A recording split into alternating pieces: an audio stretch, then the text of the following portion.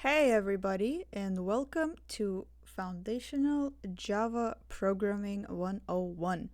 I'm excited to start this course with you guys. We will be skipping Chapter 1 since Chapter 1 just covered fundamental computer basic knowledge that we already covered in PLD 101. So we're gonna jump right into how to write our first program in Java.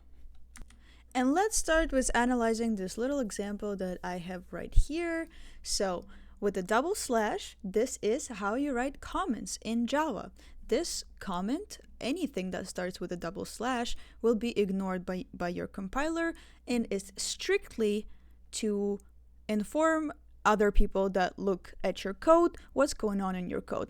Just as a simple comment, the same way as you wrote comments in Python, this is how you write comments in Java. You put double slash and then you put whatever you want to put as your comment.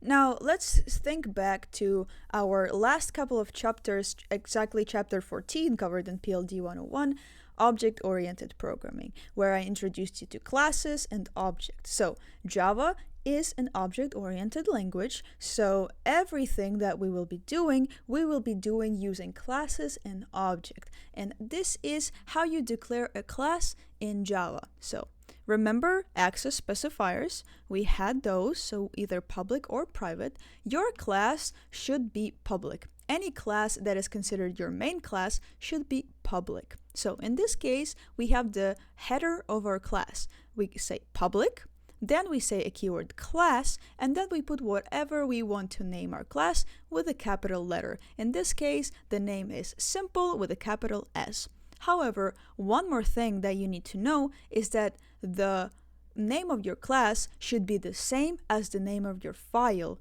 where your Java code is stored. However, any Java compiler that you're going to be using is going to store that automatically for you and is going to create the name automatically for you that's going to match your class.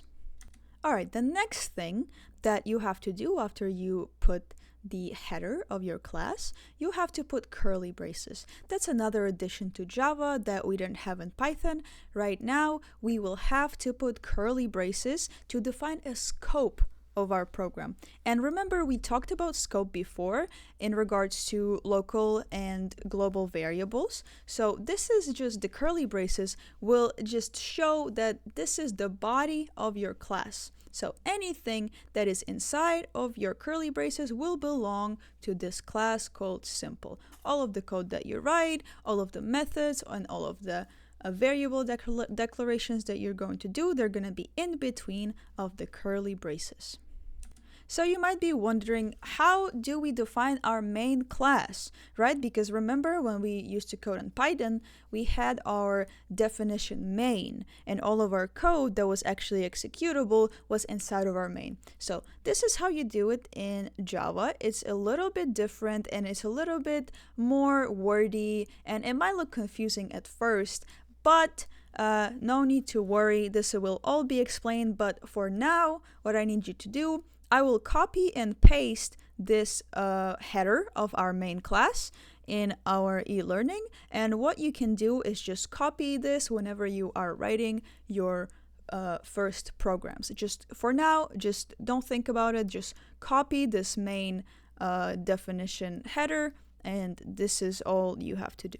And again, as you can see here, the curly braces. We put our curly braces again because we need to let our compiler and our computer know that this area is the body of our main method. And in this area, we are going to be doing something. We're going to be executing some kind of code.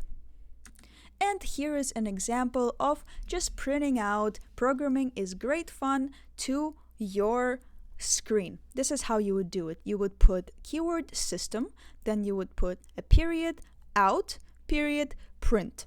And you can either use print or you can use print ln, and ln just stands for new line. So after this sentence is printed, programming is great fun, your cursor will go straight to the next line, and if you had something printed out after this line, it will be printed on the next line. However, if you would just put system.out.print, this sentence would end a cursor right here.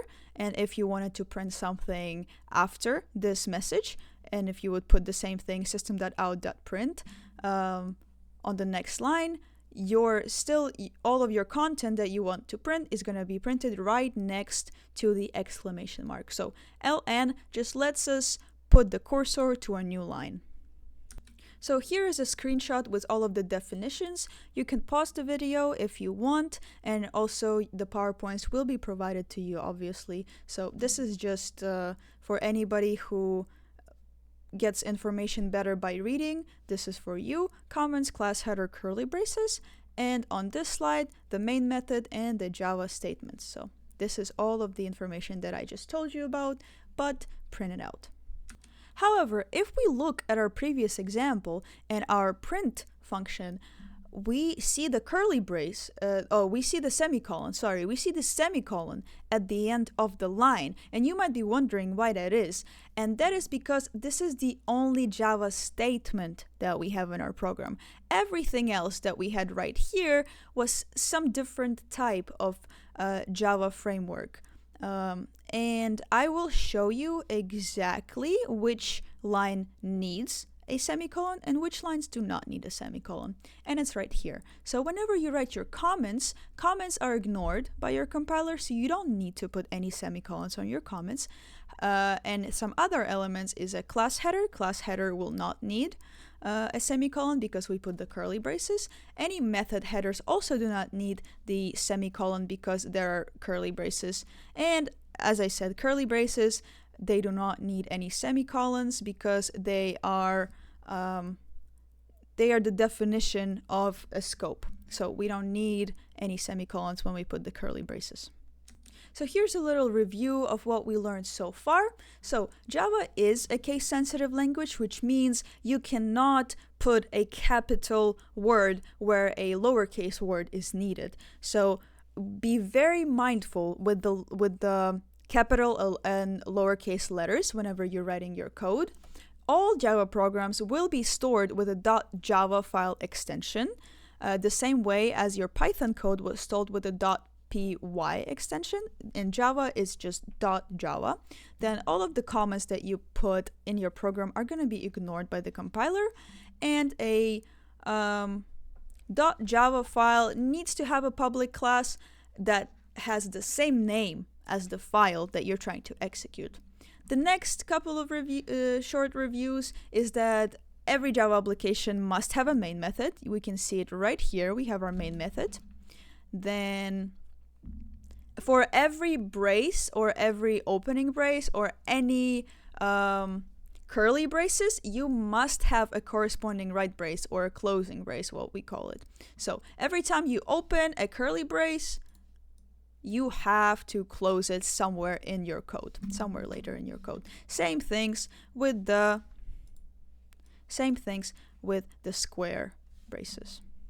And then every time we write a Java statement, we have to finish it with a semicolon. Semicolon will just let our computer know that this is the end of our statement and this is where we want it to end. That's all it is. Here is the chart of the special characters that we have. Again, I'm just putting it out there so you can pause it and look at it or take a screenshot if you want. However, this also will be in your PowerPoints, and this is just for you to read on your own time. So this was just a little introduction to Java. Watch the next videos that I will be posting about how to write our first program, and I will be going over all of this stuff again to just show you how to write your own code and how to start with writing out your own code in Java. See you in the next video.